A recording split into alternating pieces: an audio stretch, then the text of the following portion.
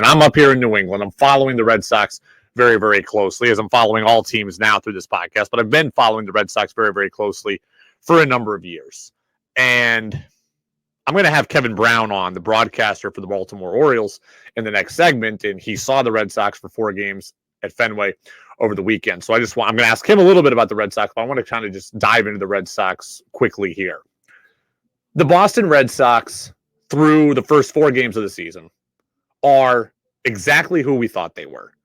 And that's not necessarily a good thing. That's not necessarily a good thing.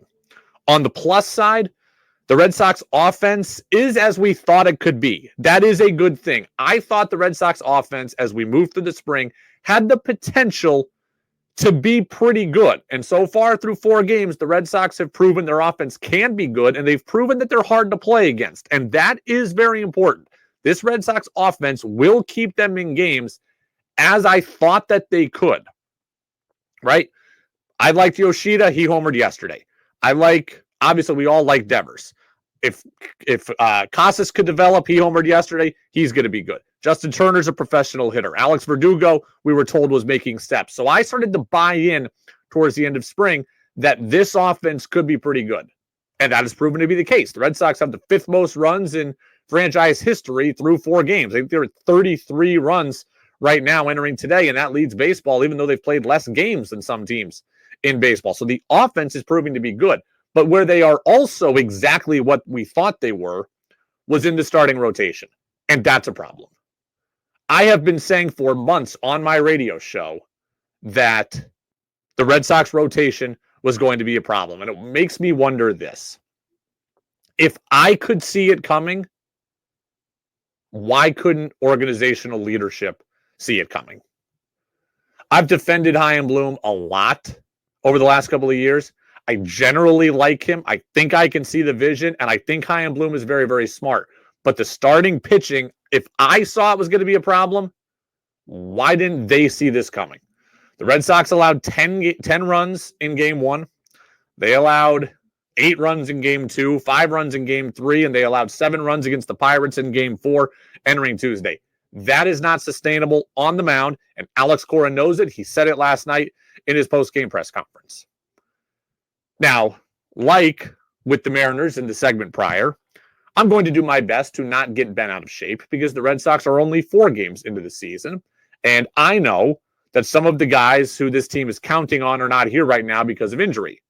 Brian Bayo is going to be back at some point in April. James Paxton should be back in April. Garrett Whitlock could be back as early as next week. Joely Rodriguez hopefully will be back soon in the bullpen. So the Red Sox have some pitchers that were supposed to be a part of this that are not part of this now. And I will try to have patience on that.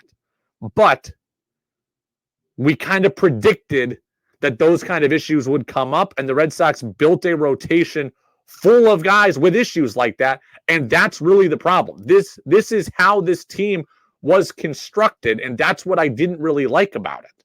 Even without J.D. Martinez and Xander Bogaerts, we knew that this offense would have potential. But the starting rotation was always a question mark, and through 4 games, those question marks have not been answered. They have not been helped. Okay? We knew that Chris Sale was a health question mark. We knew James Paxton was a question mark. He's out. We knew that Bayo was a guy with at least innings limitation questions that probably wasn't going to throw a full season, and he's gotten injured early in spring. He's been out and will be out. Whitlock was a guy coming off of surgery who's never been a starter for a full season. That was a question mark. Corey Kluber is 37 years old. He's had extensive injuries in the last few years, dating back to the Angels in Texas before he got to Tampa. So there were always questions. Those health questions have been a problem already here with all the guys injured. And there have been a number of issues here in performance for the Red Sox starters also, and that was a question. We never thought that this Red Sox rotation was deep enough. We never thought that this Red Sox rotation was good enough. And thus far, through 4 games, that's being proven true. Thanks to our guy Brian Barrett over at The Ringer and Spotify, who's kind of the Red Sox stat guru, and he's awesome. He pointed out today on social media that entering Tuesday, Red Sox starters have thrown 15 into third innings. That's second worst in Major League Baseball. Can't have it. Red Sox starters have the worst ERA in baseball at nearly 13. Cannot have it. Red Sox starters have allowed They're 28th in opponent hard hit rate. They're last in opponent barrel rate. Cannot happen. And I ask Chaim Bloom and company this question. If I could see this coming, why couldn't you? I know some of the other top starters on the free agent market had injury concerns, like Jacob deGrom and Carlos Rodon. If you wanted to stay away from those guys, okay, but why were you not in the trade market looking for a durable, controllable option like Chris Flexen in Seattle? Why were you not looking for this year's Sean Manaea and Chris Bassett? And why were you not out there in the trade market looking for a rebuilding team that was looking to sell itself off for parts? Why were you not in those conversations? And why was this rotation built on a ton of guys with question marks? Sale, question mark. Kluber, question mark. Paxton, question mark. Bayo, question mark. Whitlock coming back from injury, never a full season. That's a question mark. Why was the rotation built this way? I know that it will get better if those guys come back, but those guys will be question marks every time they take the field. And even when those guys are healthy, I'm not sure how great the pitching staff is anyways. I love Bayo. A lot of baseball doesn't love Bayo, but I love Bayo. I'm excited for him. Whitlock, full year as a starter. We don't know how that's going to go. No one knows what Chris Sale is at this point, and I don't love Corey Kluber. So even when the Red Sox are healthy, the question marks will persist. And so far, the Red Sox are exactly what we thought they were going to be. Pretty good and pesky offensively. They will play hard and be resilient. That's good. I appreciate that. But the pitching staff is doing no favors here. The offense shouldn't have to score 7-8 runs a night just to give you a chance to win the game. And that's where we're at right now. And I mentioned Chris Sale in terms of we don't know exactly who he is and what he can be and what he can do for this team and how big a question he is.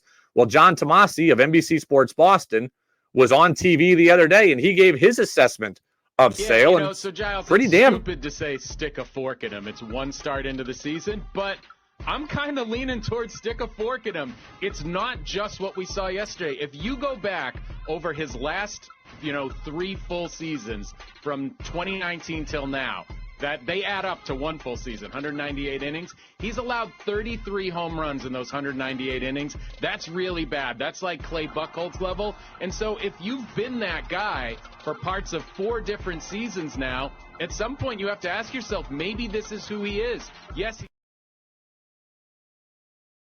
Damning statistically there on Chris Sale. 33 home runs in 198 innings. I can't really argue that. All I can give you is my opinion on this. I don't think that Chris Sale is done. Okay, I don't believe that Chris Sale is done. But what is unfortunate is that the expectations on Chris Sale are so high because the Red Sox need the Chris Sale of old. And I don't think he can be the Chris Sale of old. I think Chris Sale can be good. I think Chris Sale can be serviceable. I think Chris Sale can be effective. I think he can be productive for the Boston Red Sox. But my goal for Chris Sale is 20 starts, an ERA hovering around 4, and a guy who throws 130 innings. That I would consider that to be a success. But the problem is that the way the Red Sox were built with all those other questions, they need the Chris Sale of old. They need 180 innings. They need 30 starts. They need a guy with an ERA of 2.5. And I don't think that that's fair. That's the problem here. Chris Sale is in this rotation. He shouldn't have to carry this rotation, and that's where this team is at. That's what the decisions of the offseason have done. James Paxton's a question mark, so that bumps Sale's level of expectation up. Kluber, same thing. Bayo, same thing. Whitlock, same thing. Because those guys are question marks, you're counting on Sale to be the rock of the rotation, and I don't think that that's fair on him. And I don't think he can deliver that this year.